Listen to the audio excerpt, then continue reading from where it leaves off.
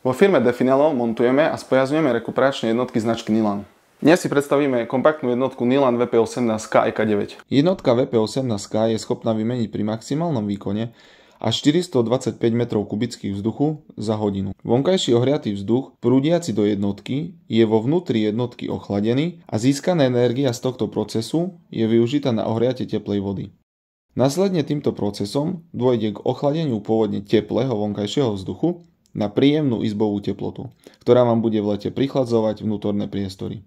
V hornej časti zariadenia je samotná rekuperačná časť, v ktorej sa nachádzajú filtre, kompresor, kondenzátor s výparníkom, riadiaca doska, kondenzačná vanička a ďalšie malé komponenty. V spodnej časti je zabudovaný 180 litrový zásobník na ohrev teplej užitkovej vody, ktorý je celoplošne zaizolovaný v puru izolácii, vďaka čomu prebieha veľmi efektívne samotný ohrev teplej užitkovej vody a treba dodať, že ročné náklady sú trojnásobne nižšie ako pri ohreve klasickým elektrickým bojlerom. Nádrž v jednotke je optimalizovaná tak, aby odpovedala rýchlosti ohrevu 4 až 5 člennej rodiny. Zásobník taktiež obsahuje elektrošpirálu, ktorá je schopná zabezpečiť komfort teplej vody i vo výnimočných prípadoch, kedy všetku predohriatú vodu v nádrži spotrebujete. Zároveň vás táto špirála chráni a zabezpečuje prevenciu proti legionelám, teda baktérií vyskytujúcej sa vo vodnom prostredí. Jednotka VP18K je prakticky bezúdržbová.